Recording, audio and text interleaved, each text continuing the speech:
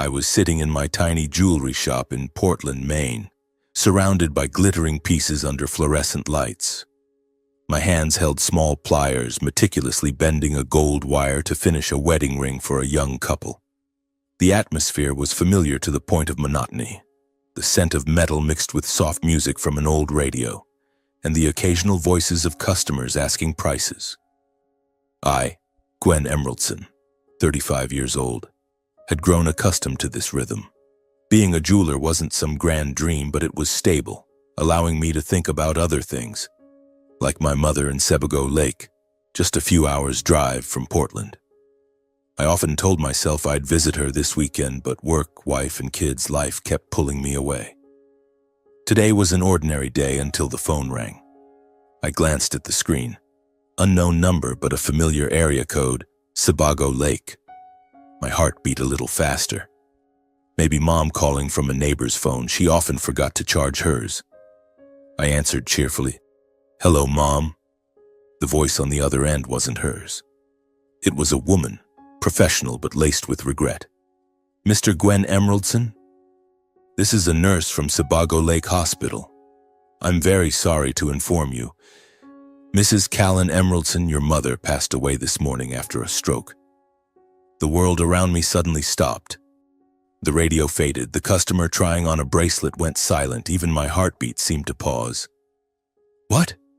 No way," I whispered, gripping the phone so tightly my knuckles turned white. "Mom? Gone?" She'd called me just last week, voice strong, talking about her backyard garden and asking about the unborn grandchild. A stroke? How could it be so sudden? It felt like a punch to the chest. The air in the shop grew stifling heavy. How is she? Can I see her?" The nurse sighed. "You should come right away. We'll explain everything when you arrive." I dropped the pliers, stood like a robot. Customers stared oddly, but I didn't care. I rushed out, forgetting to lock the display case. Car keys fell twice before slotting in. The engine roared. I sped off, cold Maine October wind rushing through the open window. I-95 blurred ahead. I floored it, overtaking slow trucks. Anxiety and worry surged. "Mom, why didn't you wait for me?" I wondered, tears blurring my vision. Memories flooded back. Mom with calloused hands, always smiling gently when I visited, cooking my favorite clam chowder. She'd faced old age alone, Dad buried in work, my brother Noor far away in Boston, and my wife, Olivia. Oh, she never liked coming home. The 2-hour drive felt like hell. I imagined everything. Mom lying there alone, no one beside her. Did she suffer? Did she call my name? The more I thought, the tighter my chest knotted. I tried calling Dad, Emerald Emeraldson, owner of a small boatyard, the cold man I'd never truly been close to. The phone rang endlessly, no answer. "What's he doing?" I muttered, voice shaking. Then Noor, my 32-year-old successful Boston investment broker brother. Again, endless ringing. "Where is everyone?" I yelled in the car, pounding the steering wheel. Finally, I texted Olivia. "Mom's gone. I'm heading to Sebago Hospital." "Come," message sent, then seen, no reply. My heart plummeted. Why was no one here with me now? Sebago Lake Hospital emerged amid pine forests, a white building under a gray sky. I parked haphazardly, ran into the lobby, breathing hard. "I'm Gwen Emeraldson, Callan's son." "Where is she?" I asked reception, voice cracking. A middle-aged nurse led me to a waiting room. She had a kind face, but eyes full of pity. "Mr. Emeraldson, I'm so sorry." Mrs. Callan was brought in this morning. A neighbor, Mr. Jenkins, found her collapsed on the porch. He called emergency services immediately, but the stroke was too severe. I collapsed into a chair, hands over my head. The porch? What was she doing out there alone? Why wasn't anyone with her? My voice broke, tears spilling. The nurse explained. When the ambulance arrived, they rushed to resuscitate, but blood pressure plummeted, brain starved of oxygen. Doctors tried everything, but she passed peacefully, never regaining consciousness. She went quietly, not much pain. the nurse said, trying to comfort. The doctor entered, a tall man in glasses. "Mr. Emeraldson, we did all we could." The stroke was from a ruptured vessel, likely due to age and chronic heart issues. She had no one with her at the end. "I'm very sorry." His words cut like a knife. No one with her. My mother, who sacrificed her life for the family, died alone on a cold hospital bed. Guilt surged like a tidal wave. Why didn't I visit more? Last week she complained of fatigue. I just told her to rest, promised to come end of month. Now it was too late. I stood frozen, staring out the window at Sebago Lake glinting weakly in the afternoon sun. No dad, no brother, no wife. Just me. I tried Dad again. Still nothing. Nor too. Olivia seen but silent. The feeling of abandonment exploded in my chest like a bomb. No one else, just me, I told myself, voice choking. I had to be strong for Mom. I signed to receive the body, hands trembling on every line. Cold bureaucracy. Death certificate, cause confirmation, body transfer arrangements. The nurse asked, "Do you have any family to help?" I shook my head, holding back tears. "I'll handle it." They led me to the cold room where Mom lay. She looked strangely peaceful, silver hair loose, face free of worry lines. I knelt, trembling hand gently stroking her hair. "Mom, I'm sorry. I'm too late." A belated goodbye in absolute solitude. No cries, no embracing arms, just the hum of the air conditioning and heart-wrenching pain. I stood up, trying to regain my composure. The remaining hospital procedures were just cold stamps and signatures on paperwork. The nurse handed me a bag of Mom's personal items, a pair of earrings and a silver bracelet I'd given her for her birthday last year. Everything was small, simple, just like her life. I signed the final paper, thanked the doctor in a hoarse voice, then walked down the hallway. The hospital air was heavy, a mix of disinfectant and the creak of gurneys.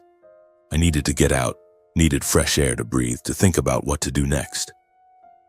My car was parked outside under Maine's gray afternoon sky, wind from Sebago Lake carrying the damp scent of rotting leaves. I started the engine, drove slowly to the old house in Sebago Lake, just 10 minutes from the hospital. The familiar road lined with towering pines felt endlessly long today, stretching out the pain. I turned on the radio, hoping music would chase away the silence.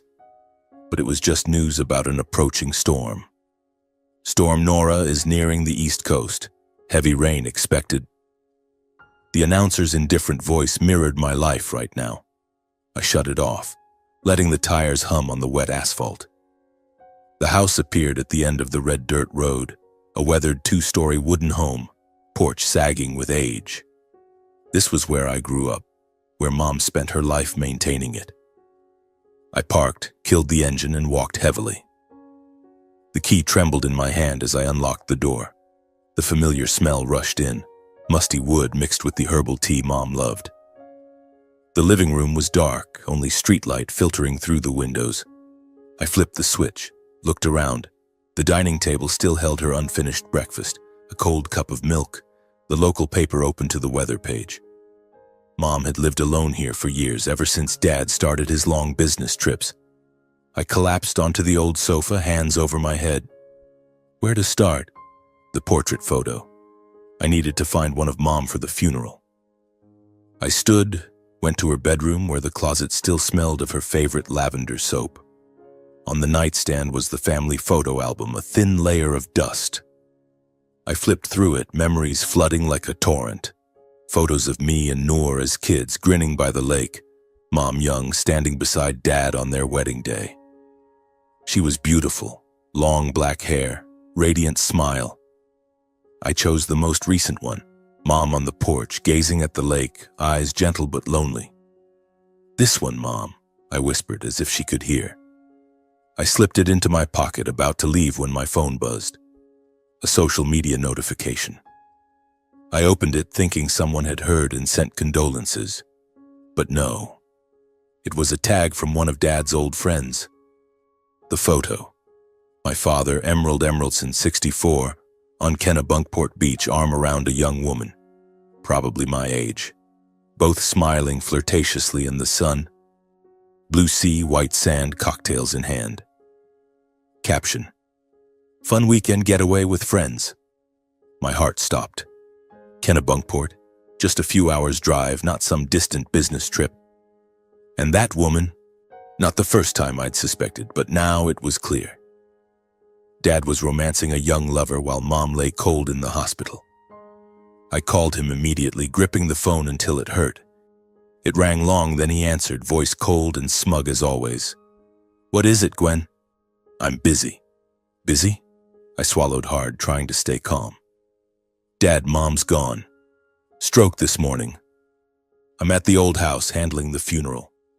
Silence on the line, then a sigh. "Yeah, I heard from the hospital. Tragic. But I'm on a work trip, personal matters. I can't come back right away. You handle things for now, I'll be there later." Work trip? Personal matters? Blood rushed to my head. Work trip in Kennebunkport, Dad? With that young girl? Silence again. He stammered, "What are you talking about? Don't jump to conclusions." "I'm busy." Hanging up. He ended the call, leaving me standing there, ears ringing with rage. The lie was bitter as gall. Dad was cheating. Not the first time, but now. While Mom died alone, she'd endured him for years. His drinking, gambling, secret trips. She stayed silent for us, for the family. And him? Flirting on the beach, cocktail in hand, while his son knelt beside his wife's body. I punched the wall, pain shooting through my hand, but physical hurt was nothing compared to my shattered heart. Anxiety and anger surged. I paced the room, breathing hard. I had to call Noor, my brother. He'd come. I dialed Noor Emeraldson, 32, the baby brother, successful Boston investment broker. He'd always put work and self-interest first, selfish since childhood. It rang, then his rushed voice. "Bro, what?" "I'm in a meeting." "Meeting?" I swallowed my anger. "Noor, Mom's dead. I'm at the old house. Come back. The funeral's tomorrow." He sighed, papers rustling audibly. "Damn, that's serious. I'm sorry, but I'm closing a big deal. Can't drop it. You handle it, I'll send flowers or something." "Flowers? Big deal?" "Noor, Mom died alone. You can't come?" I shouted, voice breaking. A pause, then. "Bro, I'm really busy. Don't make it hard. Gotta go." I sank to the floor, back against the wall, head spinning. Indifferent brother. Always like this. Spoiled by Dad, thinking only he mattered. Mom sacrificed so much for him, sent money for college, and now even a call was rushed. The family drama laid bare. Cheating father, selfish brother. Who else? Olivia? My wife. I hesitated but dialed.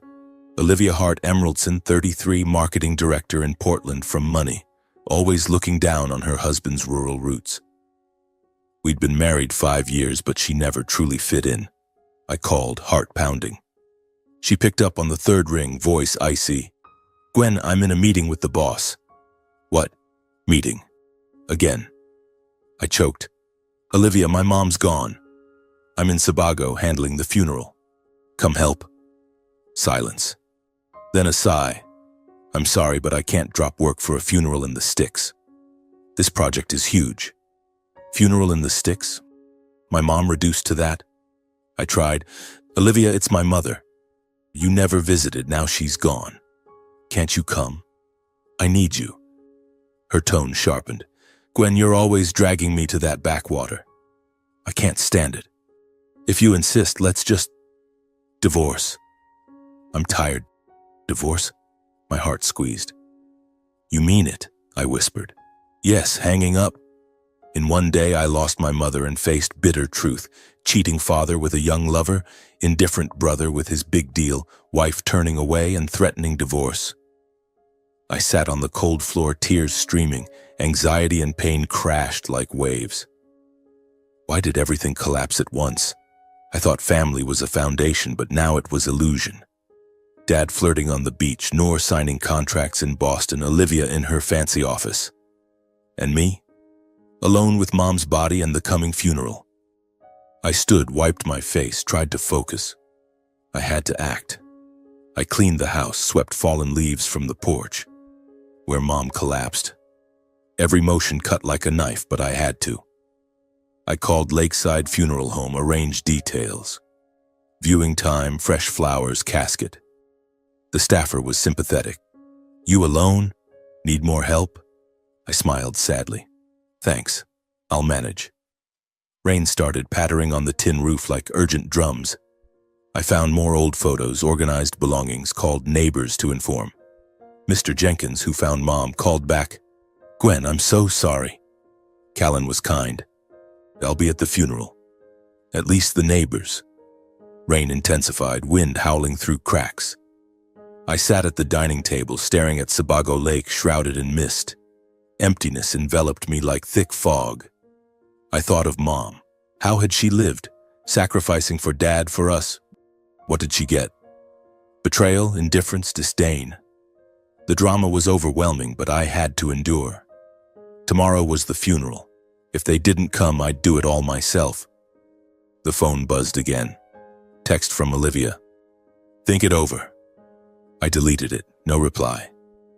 The night was long, only rain and pain. I lay awake on Mom's old bed, the thin blanket not enough to chase away the chill seeping into my bones. Rain pattered on the roof like relentless reminders of my solitude. I tried closing my eyes, but Mom's image kept appearing. Her sitting on the porch, calloused hands holding a teacup, gazed distant over the lake. She had lived a quiet life, caring for everyone without asking for anything. And me? How many chances had I missed to be with her? Hurried calls, brief visits. Guilt gnawed at me bit by bit, making sleep a luxury. I flipped through the old photo album under dim light, fingers tracing faded pictures. Here was young Mom, beaming beside Dad. There were Noor and I running by the lake. Those memories now cut like knives, reminding me that family had once been something warm before everything shattered. The next morning, rain still drizzled, but I rose at dawn. I brewed black coffee, drank it quickly to stay alert. I had to prepare for the funeral. I put on my only black suit, tie knotted clumsily because my hands still shook. I drove to Lakeside Funeral Home, where Mom's casket was ready. The staffer, a kind old man named Harold, looked at me with pity. "Mr. Emeraldson, we're done. She looks very peaceful." I nodded, holding back tears as I saw Mom once more through the casket's glass lid. She wore her favorite pale blue dress, silver hair neatly combed. "Thank you," I whispered, voice hoarse. They helped load the casket onto the hearse, and we headed to the small church by Sebago Lake, a rustic wooden building with a curved roof nestled among pines. St. Mary's Church, where Mom prayed every Sunday. I remembered her stories of peaceful services here, where she found a bit of calm amid life's chaos. Today I had to handle everything myself. I swallowed the pain, entered with Harold's help. The air inside was cold, old wood mixed with faint incense. I arranged flowers, pure white lilies Mom loved, placed around the casket. I personally attached the portrait, the photo of her on the porch, gentle smile, onto the wooden stand. Every motion was careful, like Mom taught me. Always do things properly. "Son, don't rush. Do it right," she'd say. Now I did it all for her, though my heart was breaking. I checked the microphone, chairs, and Bible on the altar. The priest, Father Thomas, a tall, thin man with snow-white hair, arrived early to help. He patted my shoulder. "Gwen, you're strong." Callan was a wonderful woman. "We'll make this a warm service for her." I nodded, but anxiety filled me. Would Dad come? Would Noor change his mind? Would Olivia reconsider? I kept glancing at the church door where rain still tapped the porch. The path to the church was empty, only a few neighbors' cars parked early. I told myself, maybe they'll be late. Maybe. Visitors trickled in, only a few of Mom's old friends and close neighbors. First was Mr. Jenkins, who found her collapsed on the porch. He entered, hat soaked, hugging me tight. "Gwen, I'm so sorry." Callan was like a mom to me. She always brought homemade bread. I bowed in thanks, voice choking. Thank you for being there, Mr. Jenkins. Without you, maybe... I couldn't finish, but he understood, patting my shoulder. Then Mrs. Martha, Mom's pottery partner from the backyard studio, arrived with wildflowers from her garden. Callan was the kindest person I knew, she said, tears rolling. She lived for others, never complained. Remember when I was sick? She brought soup to my bed. They gathered around the casket, sharing stories about Mom. A small group, just a dozen, but their whispers warmed the air. Harold from the funeral home recalled Mom fixing the church roof after a storm. She wasn't afraid of dirt, hammered nails like a man. Mrs. Sarah, next-door neighbor, added, Callan was simple, wore old dresses her whole life, but her heart was huge. She taught my kid pottery, said hands create beauty. I listened, heart warmed yet aching. These people, strangers to my city life, truly cared for Mom. They shared, smiled sadly through tears, and I stood holding back sobs. But throughout, I kept looking at the door. Every car passing outside made my heart race. Maybe Dad, I thought, imagining Emerald walking in remorseful. Or Noor in his shiny Boston suit apologizing for lateness, even Olivia, golden hair and forced smile. But no. The church door stayed still, only wind slipping through cracks with lake chill. The service passed in silence. No family arrived. I tried staying calm, but disappointment surged like Sebago in a storm. How could they be so heartless? Father Thomas began the rite. His warm voice echoed in the small church. Today we bid farewell to Callan Emeraldson, a gentle soul who lived a life of love. He read prayers. Everyone bowed. I sat front row, hands clenched white. Each prayer reminded me of the family's absence. When he spoke of Mom's life, from devoted wife to sacrificing mother, tears streamed. Neighbors nodded, added memories. Mrs. Martha stood, voice trembling. Callan wasn't just a friend. She was family. She taught me life is about giving, not taking. I listened, grateful for them, but the family void deepened. After prayers, people lined up to console. One by one, they hugged me, whispered comfort. Mr. Jenkins, stay strong, Gwen. She was proud of you. Mrs. Sarah, you're a good son. Always visited. I bowed to each, voice choked but polite. Thank you for coming. Mom would be happy. Each hug was a bit of warmth, but also a reminder of blood relatives' absence. I glanced at the door one last time, hoping for a miracle, but only rain outside. The final rite ended with a familiar hymn, voices trembling in harmony. The casket was carried to the cemetery beside the church, a small plot under pine canopy. Rain had stopped, but ground was soggy. My shoes sank in mud. Father Thomas led. Everyone followed silently like shadows. They lowered the casket, sprinkled earth, prayed last. Callan, rest in God's arms, Father Thomas said. People quietly left, patting my shoulder before driving off. Mr. Jenkins last, call if you need anything, Gwen. I nodded, watched them go, cars fading on the red dirt road. Only I remained before Mom's grave. Freshly dug, soil still loose, simple stone marker. Callan Emeraldson. Wind from the lake carried damp earth and rotting leaves. I knelt, hands stroking cold ground. Mom, I'm sorry. It's just me. Tears fell freely, mixing with lingering drizzle. I was grateful for the strangers who came. Neighbors, Mom's friends. They made the service less lonely. But I deeply felt the emptiness family left. Dad, Noor, Olivia, they chose absence, turned away from the woman who gave them everything. This abandonment drama was an unhealing wound, making me wonder, what is family if not being there in pain? I sat for hours, memories replaying like slow film. Mom sick, me caring, her weak smile. You're here, I'm better. Rare family dinners before Dad's personal matters. Noor as a kid, chasing me by the lake before selfishness. Olivia in early marriage, trying to understand my roots. Now all shattered past. Sunset over Sebago, lake turning sad orange. I stood, wiped tears, whispered, "I'll live well, Mom. For you." I left the cemetery, steps heavy, heart anxious for days ahead. The funeral ended, but the pain had just begun. I remember my childhood years when everything was simple and warm.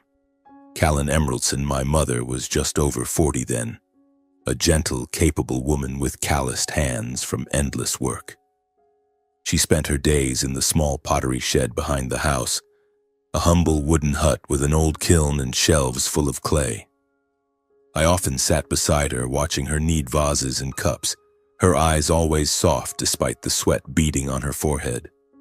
"Look, Gwen," she'd say gently. "Clay is soft, but it needs fire to become strong. Life is the same." She smiled, a warm smile that erased all fatigue. Her creations, simple flower vases, decorative pieces, were sold at the local market, enough to cover expenses as Dad began to falter. Mom was the one who kept that home from crumbling. She was both mother and father, managing everything from meals to clothes, schooling for Noor and me. Emerald Emeraldson, my father, around 45 then, had once been a strong man, owner of a small boatyard by the lake. But gradually he fell into drinking, gambling, and meaningless pursuits. I remember evenings he came home late, reeking of alcohol, eyes bloodshot. He'd slump into a chair, muttering about lost card games. On winning days, the house was briefly calm. He'd buy us gifts, a ball for me, a toy car for Noor, and laugh loudly, patting Mom's shoulder. "Callan, luck's with us today." But on losing days, arguments echoed through the house. He'd yell, slam the table, blame Mom for not saving money. "What do you do with my money?" he'd growl, face flushed. Mom stayed silent, head bowed, shielding us from his rages. She'd pull us into the bedroom, tell fairy tales to drown out the noise, her arms a protective shield. I remember one particular night when I was about 8. Dad lost big at the local casino, came home drunk. He smashed a vase Mom had just finished, shards flying across the floor. "Useless junk," he shouted.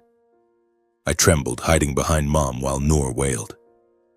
Mom said nothing, just knelt to pick up the pieces, hands bleeding from sharp edges. The next morning, she rose early to cook breakfast as if nothing happened. "Your dad's just tired," she whispered to me. "Don't be angry with him." She chose silence, endurance, hoping her sons would grow up safe. She never fought back, though I saw sadness in her eyes when Dad left with the bottle. She taught me forgiveness was strength, but now I realize it was too great a burden for one woman. Noor, my brother, was spoiled by Dad from a young age, shaping his selfish, arrogant nature. 3 years younger than me, Noor was always favored, perhaps because he resembled Dad more, with curly hair and a charming smile. Dad took Noor fishing by the lake, taught him to drive boats while I stayed home helping Mom with pottery. Noor learned to boast early. "Dad says I'll be a tycoon," he'd say, clutching a shiny new toy car Dad bought. He thought only of himself, dismissing Mom's sacrifices. I remember when Mom was seriously ill, bedridden with high fever. Noor just peeked in, asked, "Mom got money for candy?" Then ran off to play. As he grew, he mocked me for being too much like her, too kind, too hard-working without seeking gain. "Gwen, stay home throwing pots with Mom. I'll make big money in the city," he'd sneer, and Dad nodded approval. Mom never blamed Noor. She hugged him, stroked his hair, said, "Son, remember to love each other." She stayed silent before his selfishness, hoping we'd grow up well. But I saw her sadness, nights on the porch gazing at Sebago Lake, eyes misty with unshed tears. She sacrificed everything. Time, health, even her own dreams. She once wanted to study painting but gave it up for family. Now in this house, I realized she was the sole pillar keeping everything from collapse. In her final years, things worsened. Her husband, my father, rarely came home. He chased new relationships, young women in nearby towns, long business trips. He left his wife alone with heart disease and lonely old age. I remember Dad's last visit about 2 years ago. One night, arguing over money, then gone again. Mom sat quietly, cold tea in hand. No complaint. She weakened, Heart irregular but managed alone. "I'm fine," she'd say on the phone, voice trembling. Noor, my brother, rarely contacted. In Boston, busy with investment brokering, he called only for money or to complain. "Mom, work's stressful, I need a break," he'd say, never asking what she needed. His last visit 3 years ago was to grab old things, then rush off. "Boston's waiting," he laughed, not noticing how thin Mom had become. I was angry at Noor, but Mom said, "He's young, Gwen. Don't blame him." Even Olivia, my wife, added to the isolation. From a wealthy Portland family, she always scorned her husband's rural roots. When I wanted to visit Mom, she'd frown, calling it wasting time driving hundreds of miles to sit with an old, sick woman. "Gwen, I have work. Why that backwater?" she'd say, voice full of disdain. Early in marriage, she tried. Visited once, brought expensive gifts, but gradually avoided it. "Your mom's old. She can manage," she said, unaware of Mom's loneliness. While everyone turned away, I was the only one who returned regularly. I drove from Portland with medicine, fixed the sagging porch after storms, tended the backyard garden, took Mom to Sebago Hospital. We sat on the windy porch, watching the lake sparkle. "Tell me about work," she'd ask, eyes lighting up. I spoke of the jewelry shop, pieces I made. She listened, nodding proudly. Each farewell at the door, she smiled weakly, said she was fine, but I knew behind it were long nights alone. She hugged me tight, whispered, "You're my joy." The more I recall, the clearer it becomes. Mom lived a life of endurance and sacrifice for the unworthy. Dad betrayed, Noor selfish, Olivia scornful. They took from her without giving back. She was the only soul keeping this family alive, like the kiln's steady flame warming everyone. Now with only memories, I feel it deeply. I stood, went to the porch, cold lake wind on my face, moon high, illuminating calm water. I whispered, "Mom, I won't forget." Pain lingered, but memories gave strength. Tomorrow I'd return to Portland, face a new life, one Mom taught me to be strong for. I wandered the house, touching Mom's things. A vase she made, faded wall painting. Each told a story. I remembered age 15, Dad drunk, hitting me for talking back. Mom rushed in, took the blows. "Don't touch him," she yelled, rare anger. Dad stopped but grew more distant. Mom cried quietly, bandaged me. "I'm sorry, son." She apologized, though it wasn't her fault. Memories piled up, exhausting yet clarifying. How did Mom live? Sacrificing without resentment. I'd learn from her but not be exploited. Late night I slept, dreaming of Mom's gentle smile. The next morning, Portland's sky was gray, sea wind carrying a salty tang. I rose early, packed a few personal items from the old house, Mom's silver bracelet, the family photo album, and a vase she made, then locked the door. The click echoed like a final goodbye to Sebago Lake. I drove back to Portland, the familiar I-95 now stretching endlessly, every mile recalling yesterday's lonely funeral. Neighbors were there, but family wasn't. Dad still in Kennebunkport with his lover Noor, busy with his big deal in Boston, and Olivia. She hadn't even called. I floored it, trying to push the thoughts away, but they clung like Maine fog. Our small apartment in Portland appeared after 2 hours. A modest building, 3rd floor, balcony overlooking a busy street.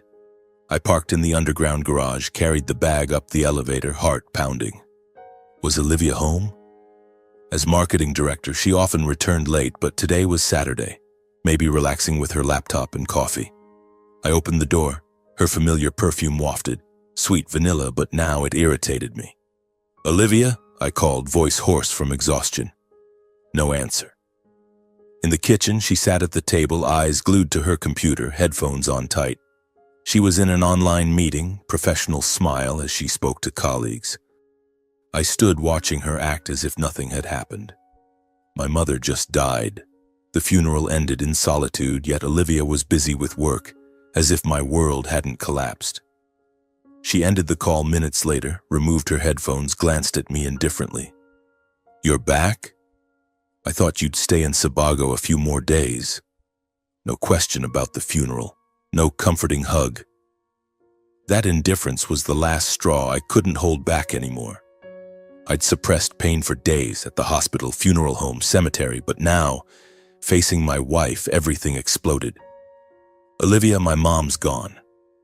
Funeral was yesterday. You don't ask anything? I said, voice trembling, gripping the bag strap. She shrugged, stood to brew fresh coffee as if discussing weather. I know, you texted. I'm sorry, but I was really busy. This project's important. Boss set a tight deadline. Busy? Deadline? My heart raced, blood rushing to my head. I set the bag down, stepped closer. Sorry?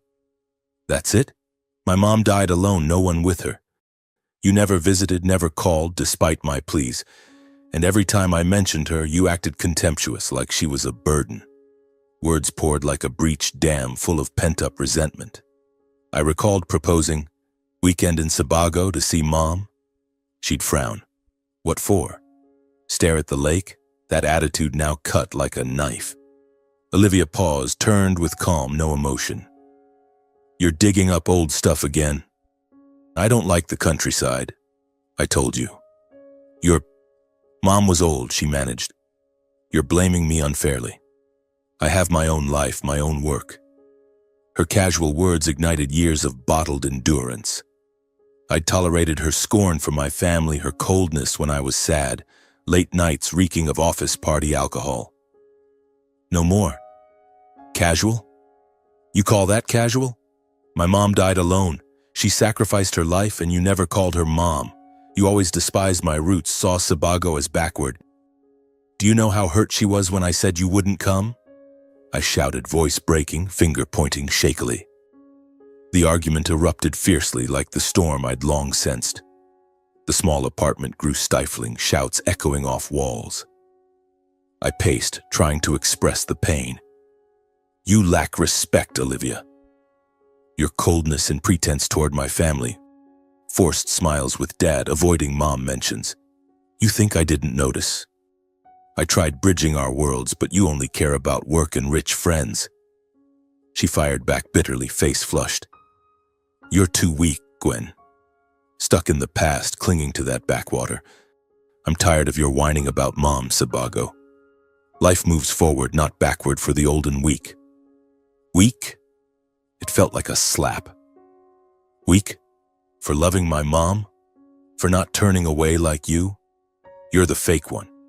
Smiling to faces, scorning behind backs. No one yielded. We faced each other, breathing hard, air thick. I looked into her eyes, searching for remaining affection. Early days walking Portland hand in hand, dreaming of the future. But now only distance like strangers. I realized nothing, love or understanding, could save us. The marriage had cracked long ago from small fights over money, work, family. Mom's death was the final drop. You don't understand and you don't want to, I whispered, weary.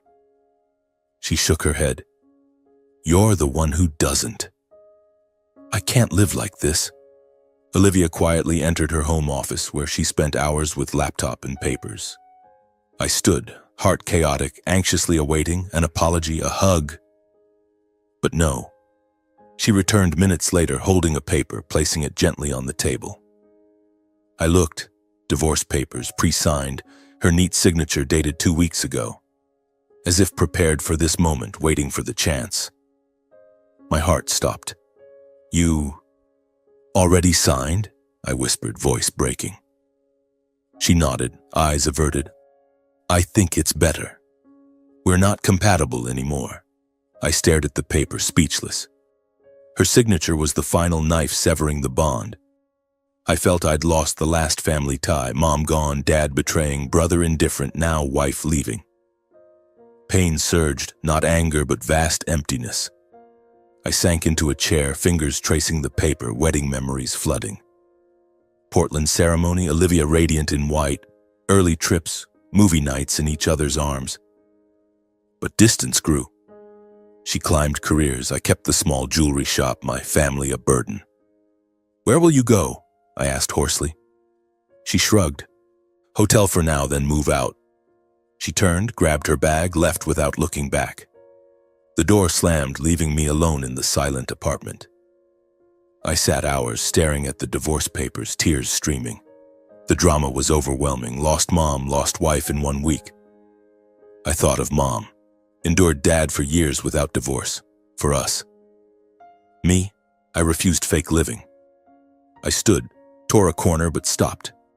Just sign, end it. I called a lawyer friend, voice shaking. Need divorce advice. He scheduled tomorrow.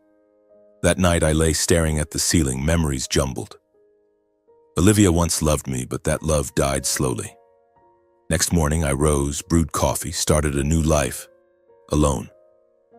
I returned to the jewelry shop, tools in hand, mind chaotic.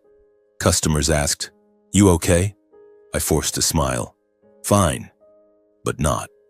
I called Noor, hoping comfort. He hung up quickly. Bro, busy. Dad didn't answer. Truly alone. I thought of Sebago, mom's grave, told myself, be strong. But pain smoldered, an unhealing wound. Days later, Olivia moved out. We met at a cafe, signed papers. She was cold. Fair assets split. I nodded, no argument. As she left, I sat watching bustling Portland streets, feeling lost. Everything gone. Mom, wife, family. But in the pain, I found strength. I'd live for myself, as mom taught.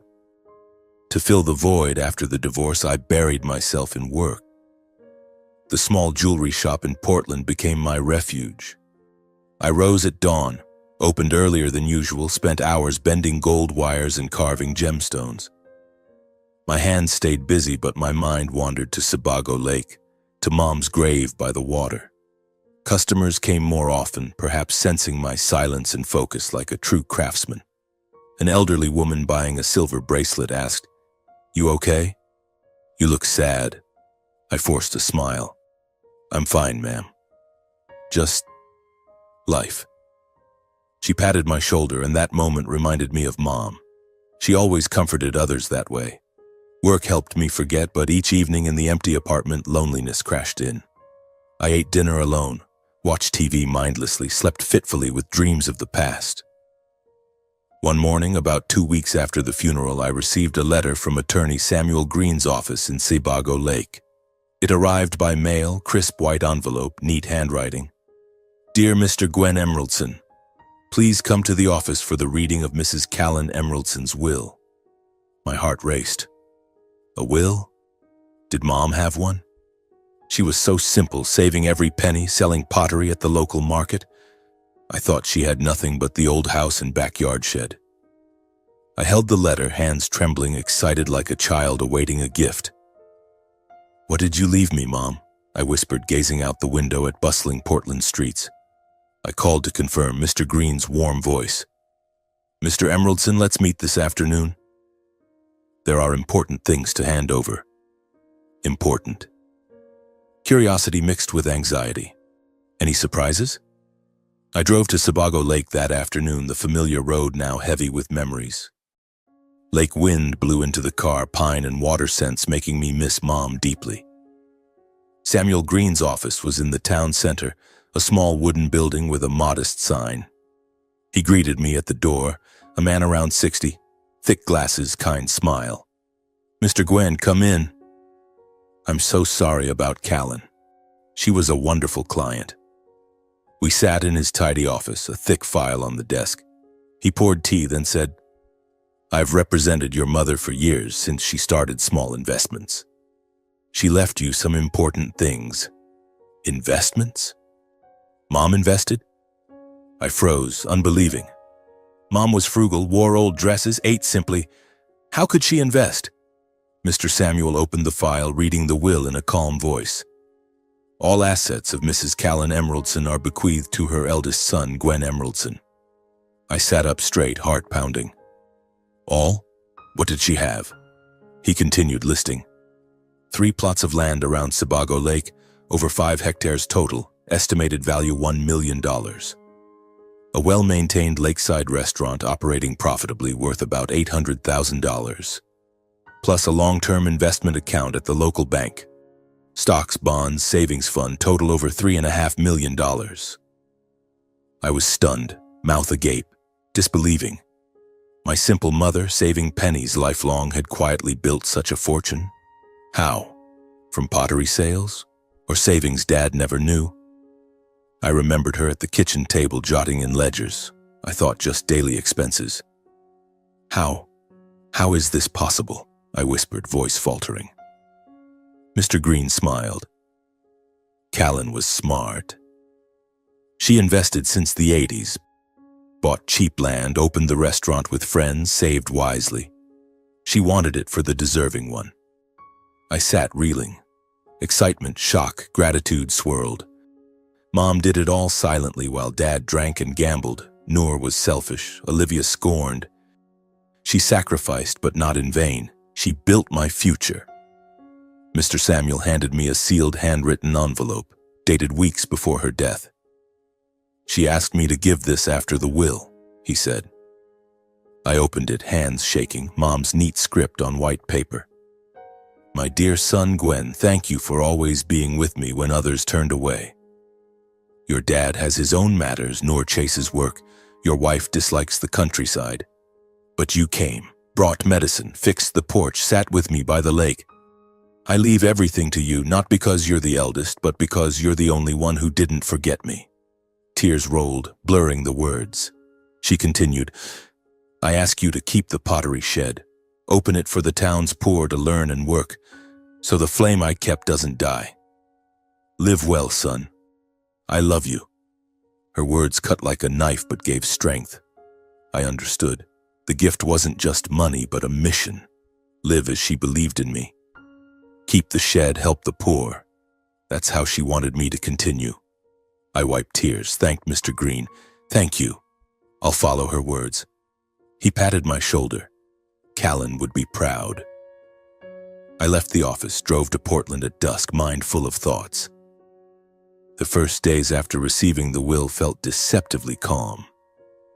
I rose early, brewed black coffee in the empty apartment, where Olivia once lived, now only wind whistling through the window. I walked to the shop, breathing Portland's crisp air, the scent of toasted bread from the corner cafe. Work kept me focused. A young couple ordered wedding rings. I meticulously engraved their requested patterns. Beautiful, Mr. Gwen, the girl said, eyes sparkling. I smiled. Thank you. Hope it brings happiness. But inside I thought of my own broken marriage, of Olivia somewhere with her new life. I avoided thinking about Dad and Noor, avoided checking my phone often. Evenings I read small business books, planned the pottery shed, hire local workers, buy materials, open free classes. I imagined Sebago's unemployed youth learning to knead clay like Mom did. That was how I'd continue her legacy, keep the flame alive. The peace lasted about a week until one chilly autumn afternoon when everything changed. I was in the shop cleaning the display case when the bell rang. I looked up. My heart stopped. Emerald Emeraldson, my father, and Noor Emeraldson, my brother, stood there together, a rare sight in years. Dad wore an old coat, silver hair disheveled, looking older than 64. Noor, 32, in a shiny Boston suit, but his smile forced, unable to hide awkwardness. They acted unusually close, Dad patting Noor's shoulder like bonded father and son. Gwen, my boy, Dad said, voice falsely warm. Noor cut in. Bro, we just want to visit and talk family. Visit?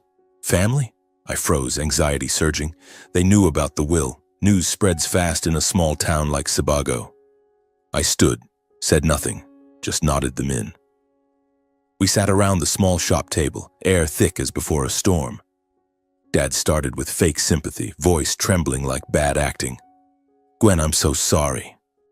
We all regret not being with Callan in time. She left too suddenly. I was busy, but now I see I was wrong. He paused, Noor nodding along. Noor forced a grin. Exactly, bro. Family should manage Mom's assets together. Brothers lean on each other, don't let money divide us. Money? There it was, the real reason. Not regret, but the will. My heart pounded, anger rising, but I held it. I sat silent, stared, then slowly recounted, calm but sharp, Mom's final lonely years. Mom lived alone in the old house, severe heart issues, but never complained.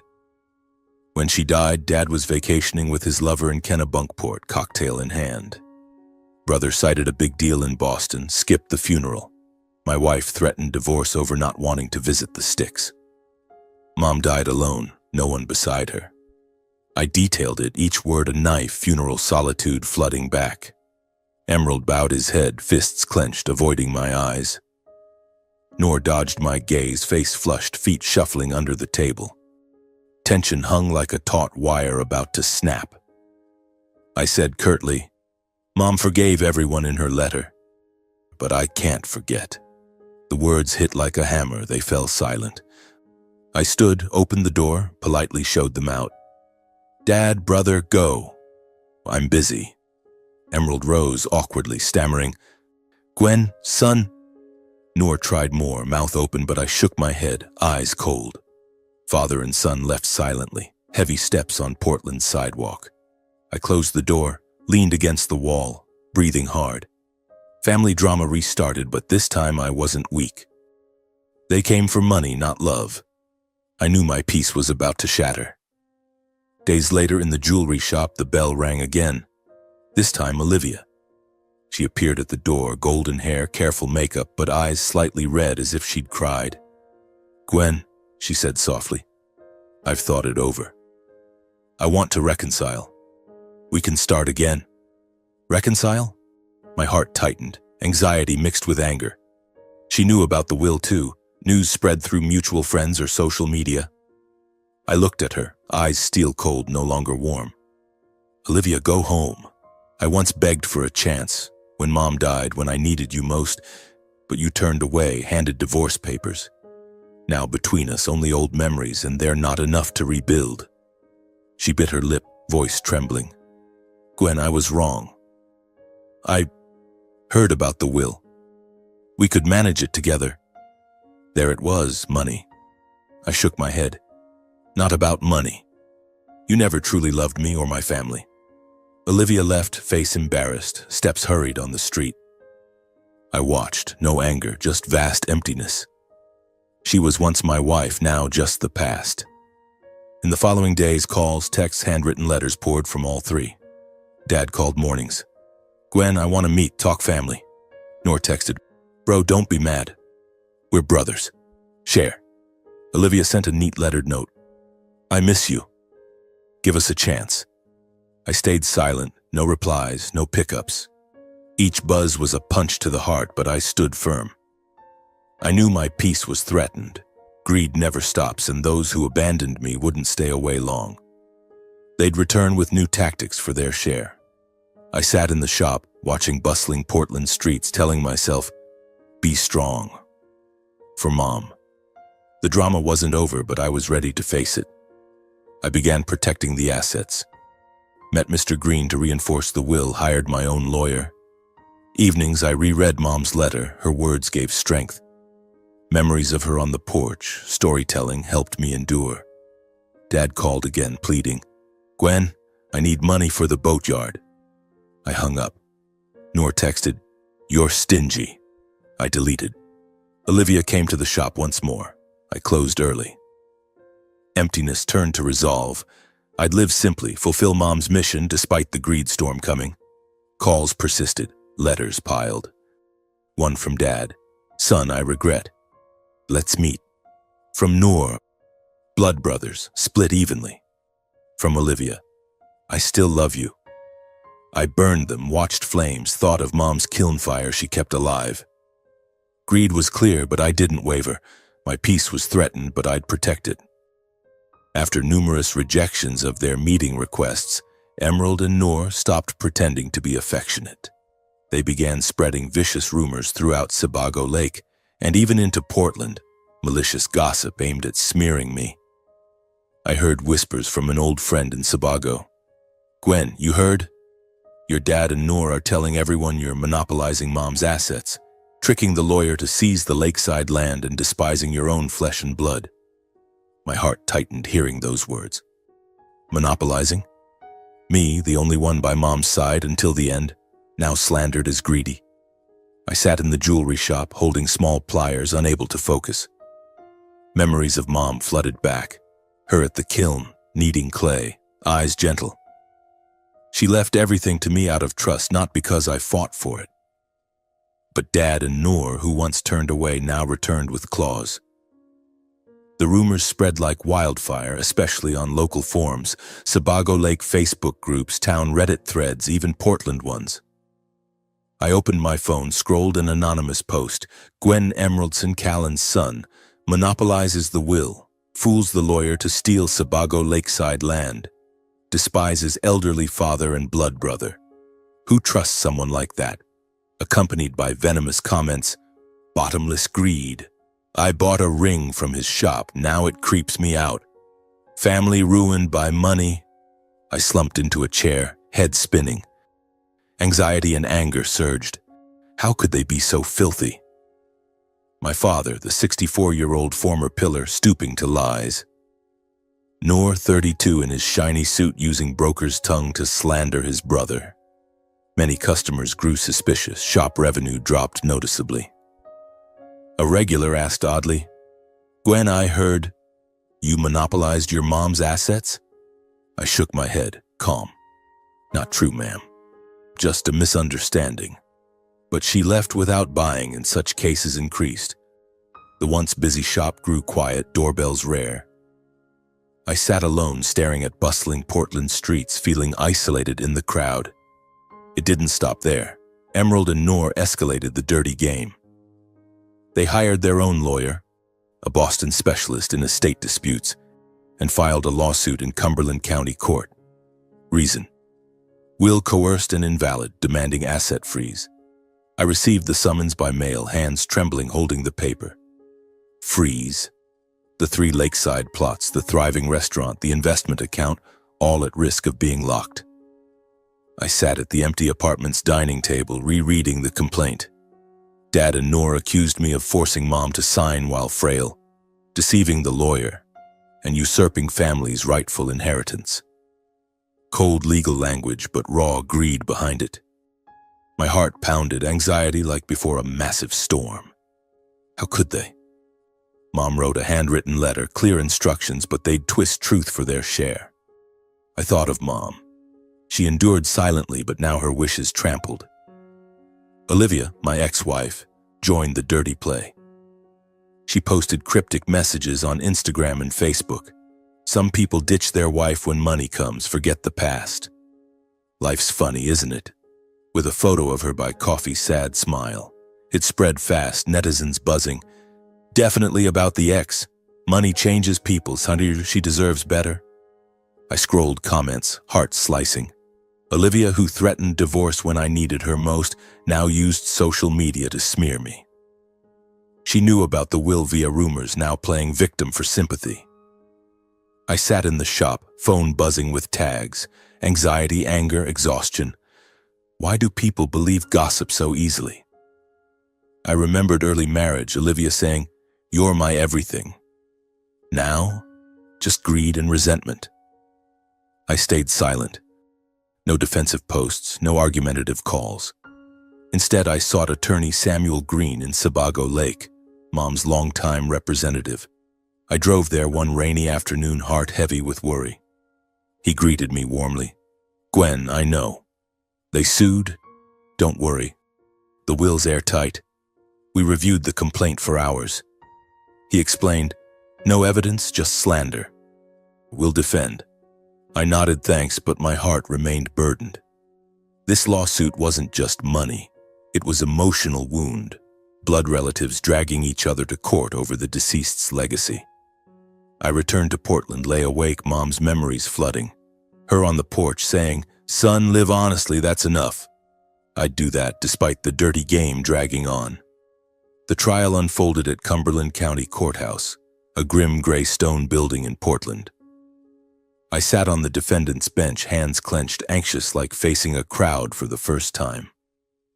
Dad and Noor sat opposite, avoiding my eyes. Their lawyer, a tall Bostonian, argued, "Will coerced, Mrs. Callan frail, not lucid." It stung hearing. Coerced? Mom wrote a loving letter. Samuel Green rose, steady voice.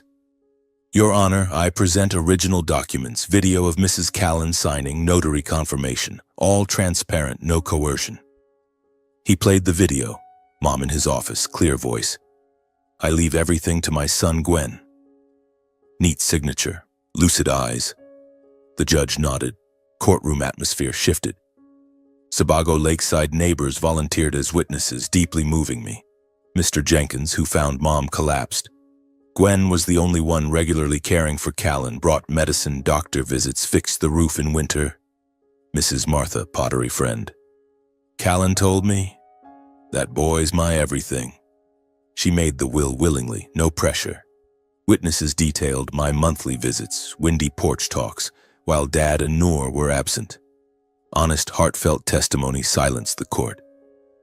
Dad bowed his head. Noor shuffled feet. Their lawyer faltered. Evidence and testimony clear, the case ended swiftly. The judge banged the gavel. Court dismisses the entire claim by Mr. Emerald and Mr. Noor Emeraldson. Will valid. Gwen Emeraldson sole heir. I sat, exhaling relief but no joy. Just unburdened. After local press ran corrections. Sebago Lake will dispute, court affirms transparency, rejects allegations. The article detailed witnesses, my care for Mom. Townsfolk gradually learned the truth. Rumors faded. Old customers returned to the jewelry shop, apologizing. Gwen, I was wrong. Don't hold it. Some brought flowers for encouragement, white lilies like Mom's funeral. I smiled, thanked them, but my heart still ached. Revenue recovered, the shop bustled again, but the emotional scar from family would never fully heal. Dad and Noor, blood relatives, slandered me in court and public. Olivia posted smears online. How to forget? I thought of Mom. She forgave, but I couldn't. From then I decided to escape the noise, start anew, using Mom's inheritance to restore the pottery shed and fulfill her final wish. I sold the Portland jewelry shop, packed simple belongings, and drove permanently to Sebago Lake. The old lakeside house was now mine. I'd expand the shed, buy new kilns, quality materials, open free vocational classes for the poor. I envisioned Sebago's unemployed youth arriving, kneading clay, finding hope as Mom taught me. The flame won't die, I whispered, gazing at Sebago sparkling in the sun. Family drama ended, but a new journey began. Living honestly, helping others as Mom wanted. I visited Mom's grave often, telling her about the trial. Mom, I won, but I'm tired. Lake wind brought peace. Dad called again, weak voice. Gwen, I was wrong. I hung up. Noor texted, Bro, forgive. I deleted. Olivia posted anew, but I blocked her. Wounds deep, but time would heal. I started repairing the shed, hammer in hand, nailing like Mom did. Each strike a step forward, away from filth toward light. Weeks later, the studio took shape. I hung the sign. Callan Studio, free vocational training. Sebago locals came, curious. Gwen, you serious? I smiled. For my mom. They joined, clay kneaded under hands, laughter echoing.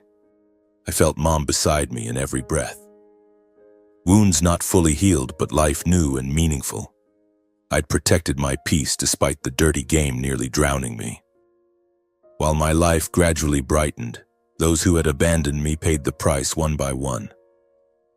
Emerald, my father, fell into deep crisis. Losing the lawsuit ruined his reputation.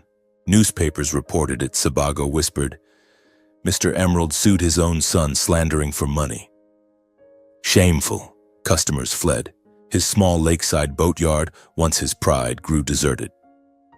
Repair orders vanished, partners turned away. He sold it dirt cheap, barely covering bank debts. I heard from Mr. Jenkins. Your dad lives quietly in the old house now, sick and alone. He coughs, no one cares. My heart tightened, imagining Dad, the once strong man, sitting alone with a bottle, staring at dark Sebago Lake. He called a few times, voice frail. Gwen, I was wrong. Let me see you. But I stayed silent, not angry, just sad. He chose that path. Now he bore the consequences. His drama was tragic, from proud boatyard owner to lonely, ailing old man. Noor, my brother, fared no better. He drowned in Boston debts, failed investments, borrowing from friends to maintain his lavish life. The lost lawsuit and spreading rumors turned friends away. Noor Emeraldson, the guy who sued his brother for money, untrustworthy. Business partners fled, banks foreclosed. Noor sold his luxury Boston condo, left the city with old suitcases. I heard he scraped by in a nearby small town, odd jobs to pay debts. Once Noor called, voice shaking. "Bro, I need help." Just alone, I shook my head over the phone. "Noor, handle it yourself. I've helped enough." Noor's drama was dramatic. From arrogant broker boasting cars and parties to a wandering debtor in isolation. I felt no schadenfreude, just regret for the little brother who once chased me by Sebago Lake. Olivia was no exception. After smearing me online, she faced fierce backlash. Her cryptic posts spread, but people turned against her. She threatened divorce when her husband lost his mom, now slanders for money. Fake. Comments flooded. "Olivia Hart, you're the greedy one. Company should fire her." Her marketing firm dismissed her for damaging reputation. Clients boycotted, boss called her in. "Olivia, your posts hurt the company." She lost her job, friends, lived isolated in Portland. I saw her last post. Life teaches lessons. Then her account went silent. Olivia's drama was a vicious cycle, from successful director scorning rural roots to unemployed and alone. I thought of early marriage days, her radiant smile, but now only pity, no hatred. While those who abandoned me paid the price, I chose silence and compassion. I held no grudge, posted no rebuttals, made no accusatory calls. I saw it as natural karma, reap what you sow, as Mom taught. Dad's drinking led to sick isolation, Noor's selfishness to crushing debt, Olivia's scorn to total loss. I sat on the porch, gazing at peaceful Sebago Lake, whispering, "Mom, I'm not angry at them. Just sad." Compassion isn't instant forgiveness, but release to move on. I focused on the studio, teaching classes, helping the community, finding joy in students' smiles. Each morning, I opened the studio, breathed lake-damp air, felt Mom's presence. In every breath, every good deed continuing her legacy. She seemed by the kiln, stroking clay, whispering, "Well done, son." The story spread. The pottery studio became a symbol. Local TV filmed Gwen Emeraldson, from will dispute to community bond. Students grew, from 10 to 30, then 50. We made pottery sold at markets, revenue reinvested in classes. One evening, Tommy, first student, gave me a vase he made. "Mr. Gwen, thank you. I have a job now." I hugged him, tears rolling. Past drama faded, replaced by new light. I repaired the elementary school, funded scholarships. A poor girl got books, beaming. "Thank you, Uncle Gwen." The nursing home received new beds. Elders hugged me. "You're just like Callan." Each act honored Mom. But wounds remained. Nights I lay awake, recalling the lawsuit, slanders. I walked by the lake, wind blowing, telling myself, just karma. Dad sent a final letter. "Son, I'm going soon." I didn't reply, but prayed for him. Noor appeared in Sebago once, gaunt. "Bro." I gave him bread, no money. Olivia texted, "I was wrong." I deleted. Compassion means that, not aiding the unchanged. Each morning opening the studio, I felt Mom. In soft clay, warm kiln fire, community laughter. Life meaningful, light after darkness. I'd found true peace. Now for the message, lessons, and advice from this story. The core message. Genuine love and filial piety will always be rewarded, even if belatedly, while greed leads only to isolation. Lessons learned. Cherish family while you can. Don't let money cloud bonds. Patience and compassion aren't weakness, but strength to overcome adversity. Advice for you. If distant from loved ones, call, visit, don't wait until it's too late. And facing greed, choose silence and good deeds, for karma handles the rest.